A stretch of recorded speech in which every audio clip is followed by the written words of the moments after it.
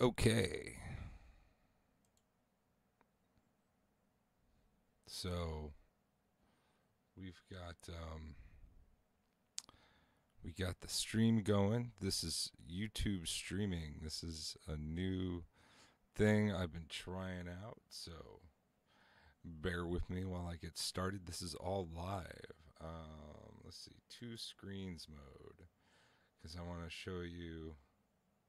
This is what I also call this my honesty stream. I usually use this for whatchamacallit, Twitch, when I'm showing people how I do tutorials on how to do things and stuff.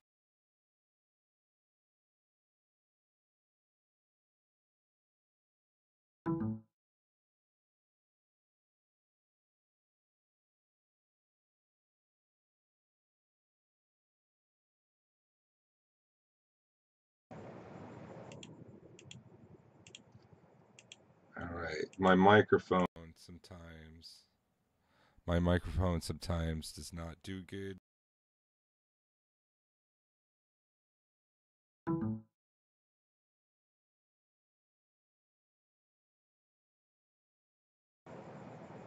When that happens, I have to switch to um, my webcam microphone, which doesn't sound as good, but you should still be able to hear what I'm saying. And that's what video is about. It's about saying stuff. So anyway, so I had this tweet thing, right? And I tend to be a little on the sarcastic side whenever I write anything on the internet, and sometimes that sarcasm doesn't come across uh, properly. It comes across kind of dickish. So I've been trying to do videos instead so that people can see my demeanor. So let's let everybody know that I'm doing a live video. So I'm going to post to Facebook, but it's saying the wrong name. Do I have to update something? I hope it's not saying the wrong thing.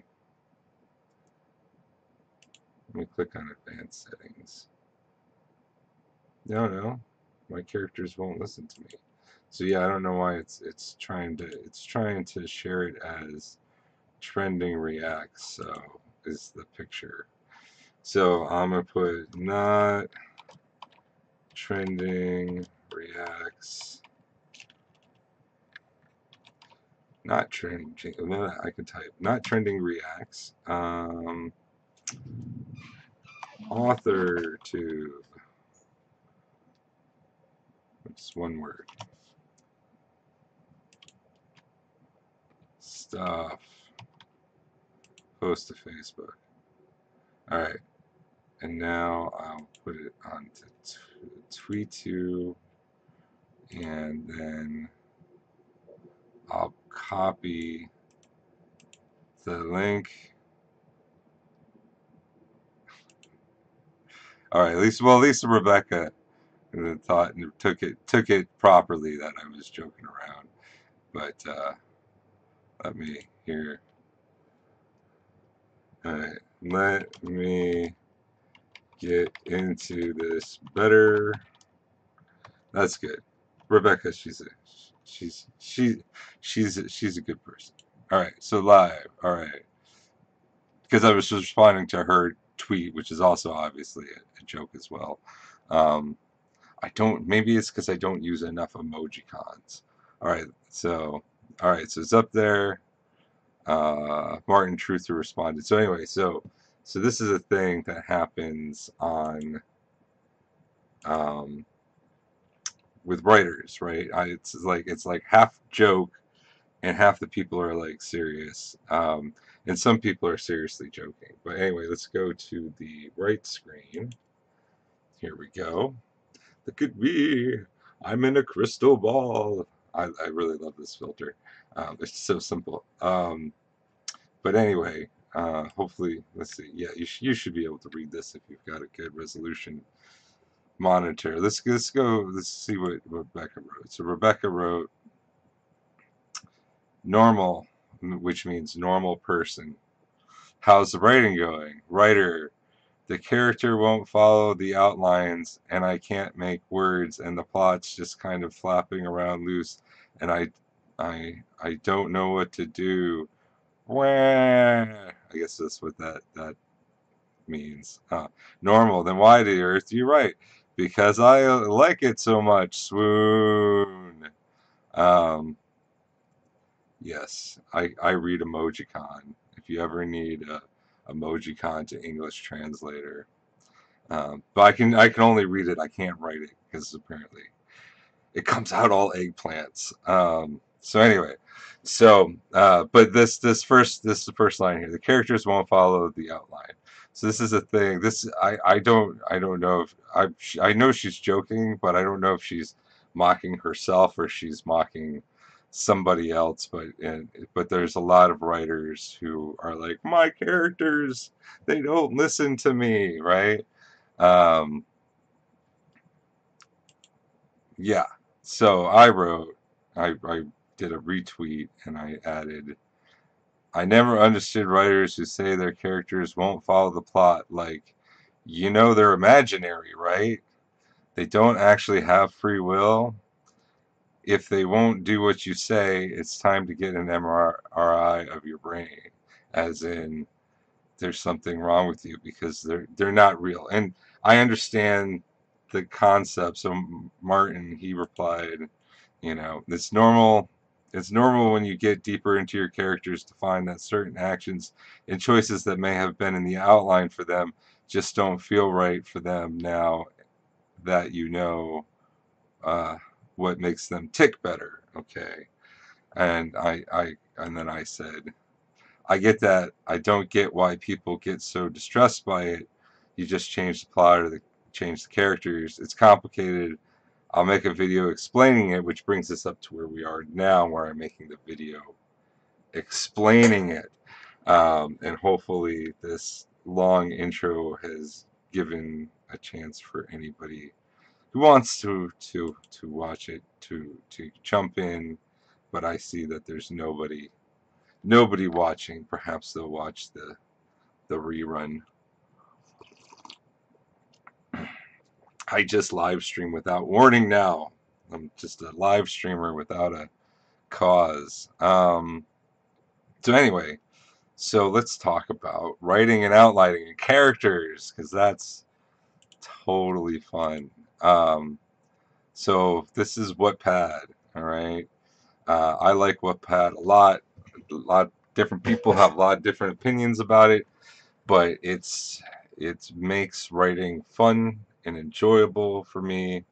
And if people, you know, it's a way to get feedback while you're working and other things. And I'm not going to get into it. I've got another video on Wattpad, and if you got questions, leave a comment in that video. I'll read them, and then if we get enough questions, I'll answer them in another video. That's how this works. It's YouTube, which reminds me, don't forget to subscribe. I'm not going to do the bell thing. I can't. I'm gonna, yeah, no, I can't do the bell thing. You're just gonna have to do the bell thing for yourself. All right. So, but please do subscribe anyway, because I'm going to try to talk more about writing lately, because that's what I like. So anyway, characters, do they change over time as you work with them? Yes, this is true. Love and Hamburgers, the Rick and Liz saga. So originally it was the Travelers, and then it was Love and Hamburgers, and then it was the Rick and Liz saga, book one, Love and Hamburgers. Um, and those guys went through a lot of changes, but they went through changes because originally the characters were not very good characters. I mean, they were characters, they had their own personalities and all of that and motivations. And then as I was progressing uh, from the short story to the longer short story, um, and then eventually to the novella, um, the the characters, while the original characters were very realistic, they were not sustainable. They were good in the short story, but as the story got bigger, the characters needed to be bigger. It wasn't enough for them to be ordinary people anymore. Um, Although they're not superheroes per se, but they're somewhere in between. They're exceptional. They have, they have exceptional qualities, both good and bad now, whereas before they were very average and basic, which was fine for a short story because you could have a moment in a basic person's life that um, that can be a moment and can be a great moment. But when you're doing a longer story, especially a series, you need to have um, a continuance of great moments. And in order for great moments to continue, you have to be heroic in the Aristotelian sense of the word. Um, yeah. So anyway, um, so anyway, so that's the characters developed in Love and Hamburgers because the medium for which they were developing in was changing, and therefore they had to change to meet the medium. Okay, all right. So that's one situation where you have characters will change. All right, so here, let's look at another one. So this is Elise, God, and the witches. Okay, so now Elise was a off off page character from book one, Fake Tattoos here, and so this is a good example of a character that started off being underdeveloped and then had to be developed into a complete character. All right. I'm choking on my coffee. Hold on. I shouldn't have looked down while swallowing. Let me tilt my head back. Even though that looks really snobby. Oh my god. So yes. So for Authortube and the coffee versus tea debate, I'm coffee and I drink it out of a measuring cup, 500 milliliters at a time. Yeah, boy. All right. So anyway, now that that cat's out of the bag, Elise, she was a developing character. So she started off her whole identity in book one is no more than she is the mother of the character Samantha in Fake Tattoos, who had a similar, um, not exactly the same, but a similar kind of life growing up and had similar problems because they share their genetic history. And I won't go into any more details than that. You have to read the books to find out more. The but basically it was just a way of the main character from Fake Tattoos in coming to understand who Samantha's mother is able to understand Samantha better. So in that sense, she was really just an extension of the traits of Samantha. Now, when I decided to do the second book about her, I finally got that coffee out. So when I decided to make the second book about Elise, um, because I just couldn't stop thinking about her and like um, how many situations she could get into to lead up to the things that happen in book one. So book two is a prequel book one for the most part. Things do happen. It's you're looking at two different periods in time. So you're looking back at her life as well as you're looking forward. So it's interesting in that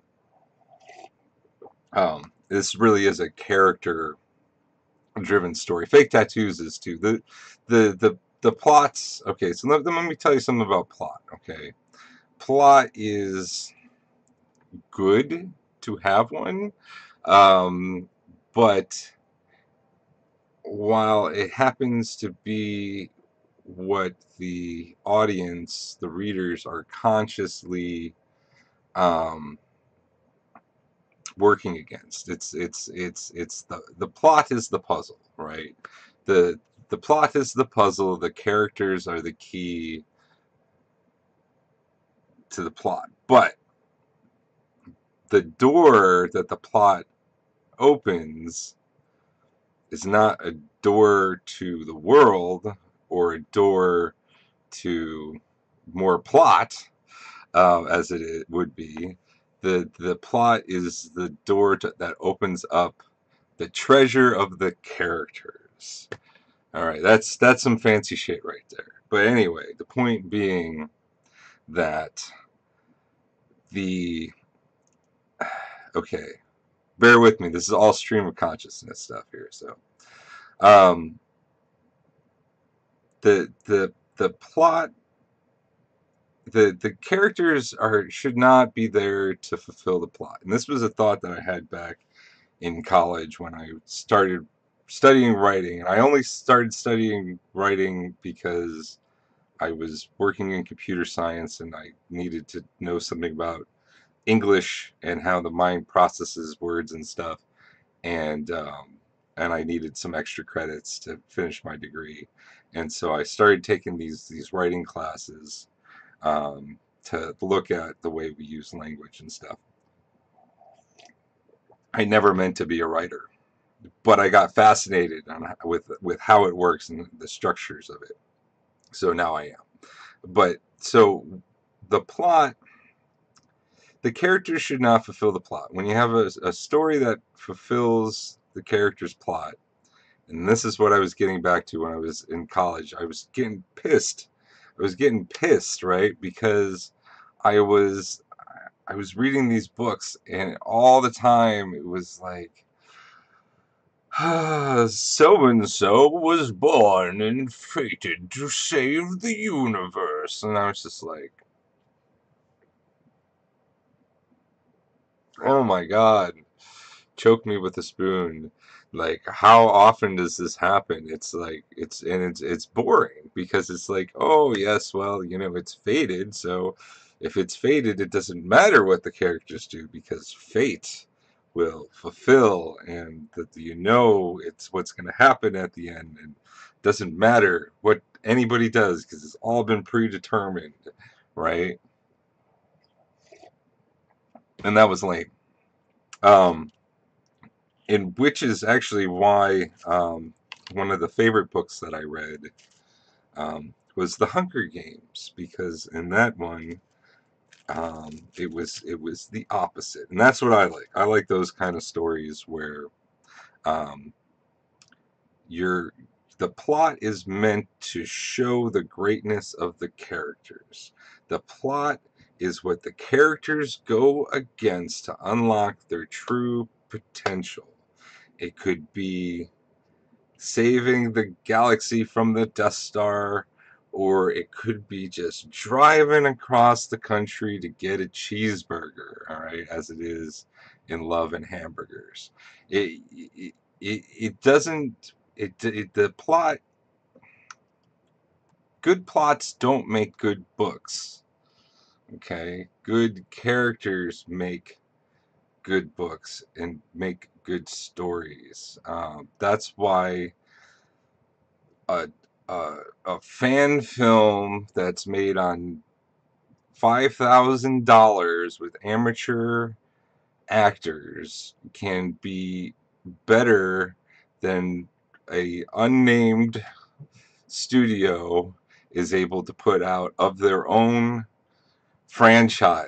is, okay? That's the world we live in, because we've all seemed to forgotten it's about characters. Watch some old movies from like the 70s, the 80s. Watch any film that is good, and it doesn't matter what the story is. It doesn't matter if you're the godfather and the son and heir to a giant crime syndicate, or you're some kid living in the Bronx in New York, that's being taken under the wing of the mafia, and you're in love with some black girl. Okay, there's two different movies, right?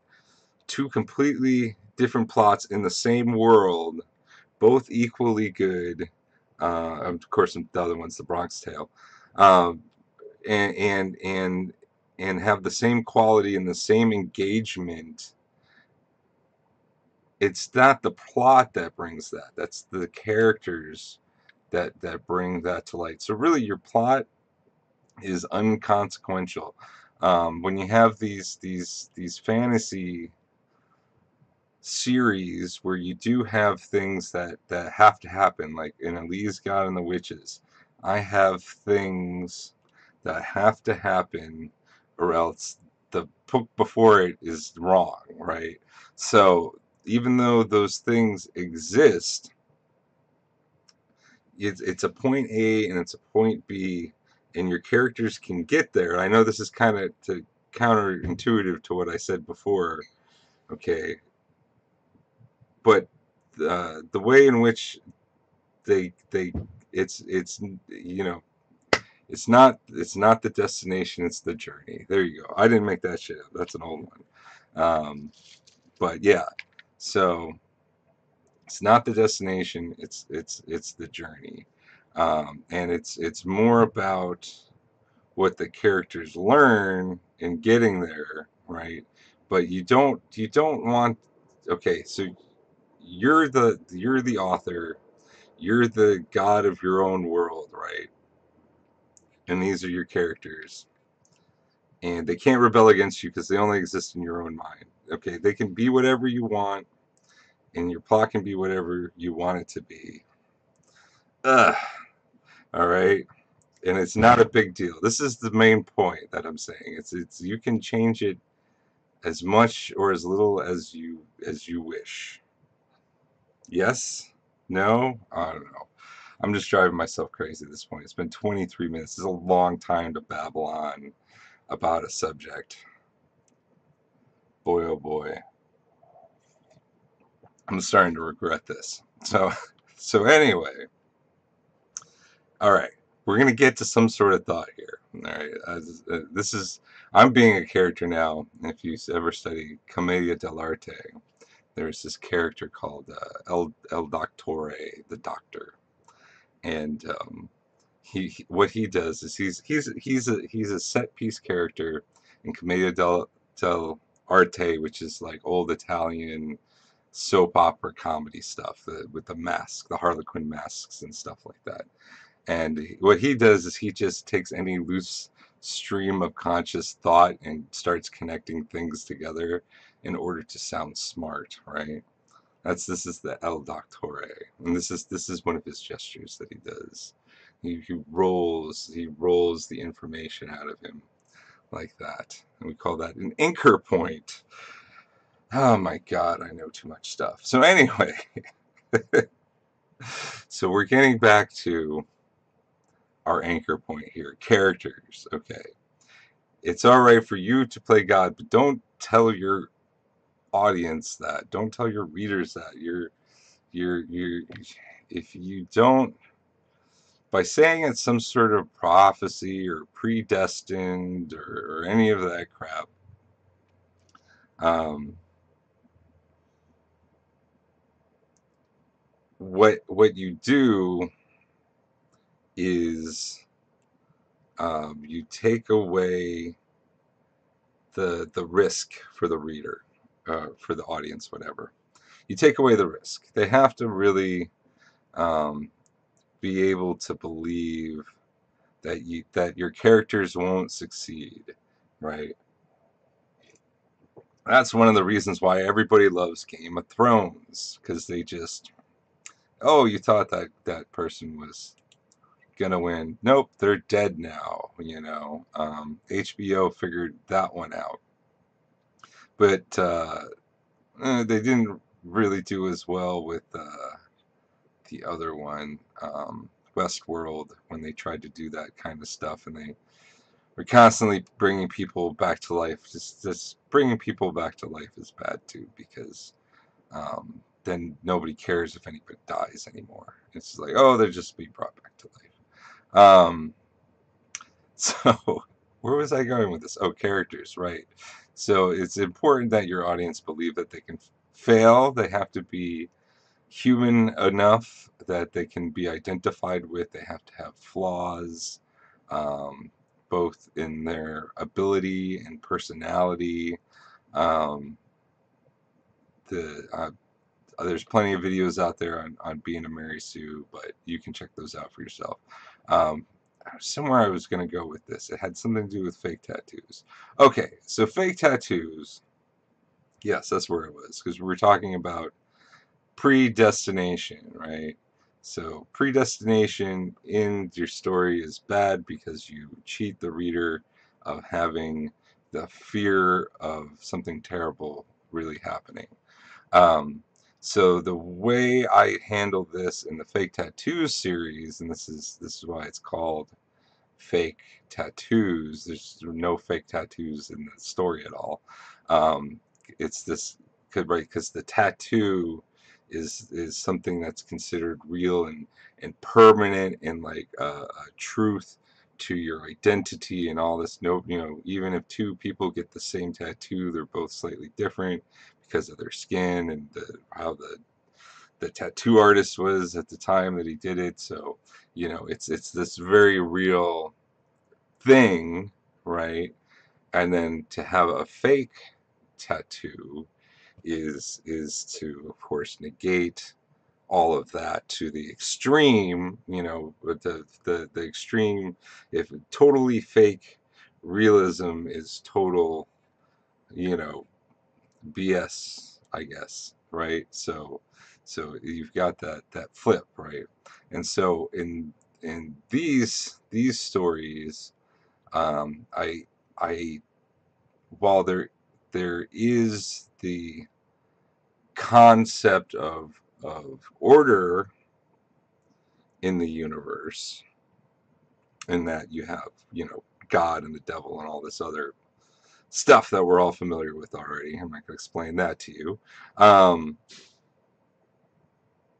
there, I make sure that nothing ever happens that's so incredulous that it couldn't be dismissed by a skeptic, right?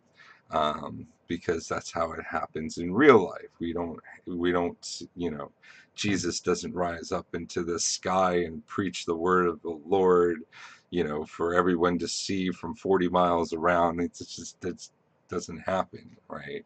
Um, and so nothing like that ever does happen, but of course, still incredible, uh, divine things do happen, right?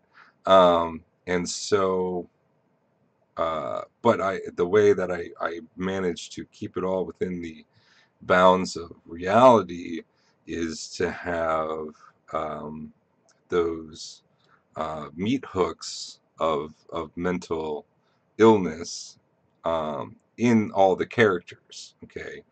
And it's very possible that they you know what they're seeing could be mental illness, hallucination, or it could be that they're really seeing it, or it could be that they're really seeing it and they also are delusional at the same time, right? So with those three aspects, it's the no one should ever, by the end of the book, be really sure what happened at all, but everybody should be sure of who each person in the story is.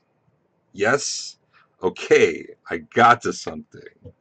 I made the brain thing happen. Yup.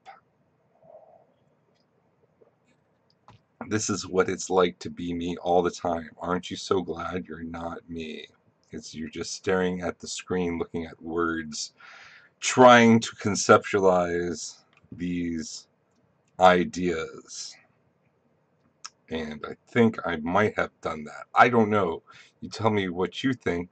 Leave something in the comments below. All right. Yes. Yes. So I think we're good on that, right? Yeah. Um, there you go. Yep. Yep. I can't think of anything else.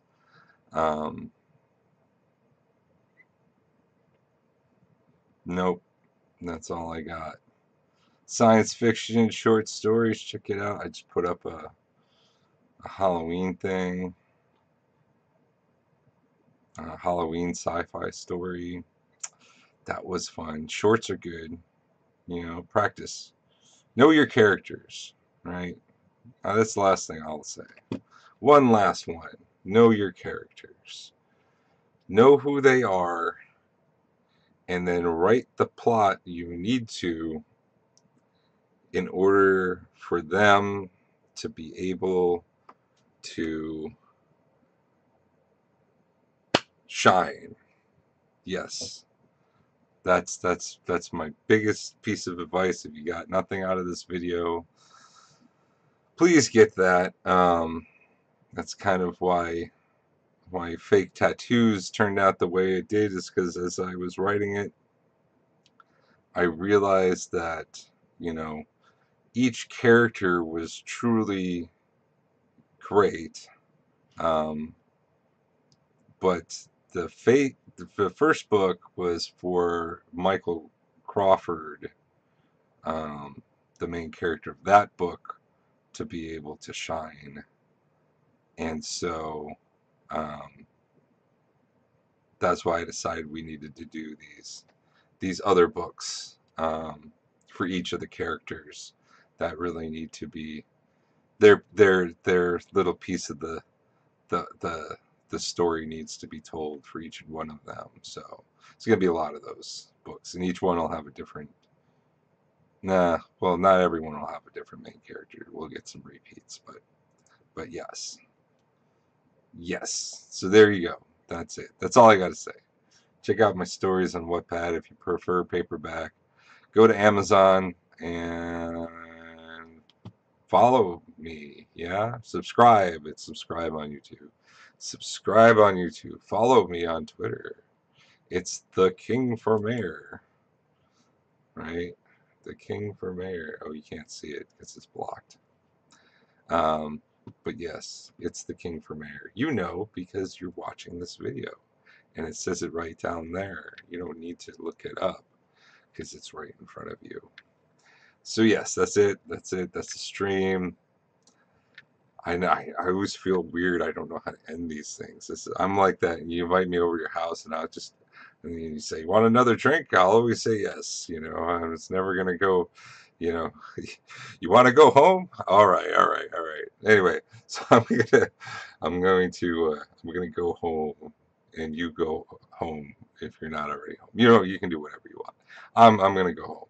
Actually, I am home. I'm just turning off the internet. It's so hard to push that button sometimes.